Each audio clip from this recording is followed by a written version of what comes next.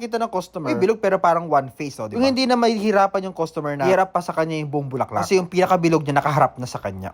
Diba? Ang hirap pag-explain, no? Naintindihan nyo ba yun? So yun na nga mga bid, magdadagdag pa tayo ng mas maraming pambalot. Kasi yung tiwala niya sa akin, be. Ako, syempre, di kayo kumapayan, no? Tiwala na nga yung tao. Kagandaan ko tong arrangement. Pressure bigla. Simple lang naman, be. Kung ano yung maganda sa mata mo, nang gawin mo. Matututunan mo rin yan, be. Kung ano yung gusto ng customer, ayun na lang lagi yung ipapagawa. Diba mga bid, tapos ang ating finished product, syempre, isprayan na natin ito ng water para mas maging fresh at mas maging elegante.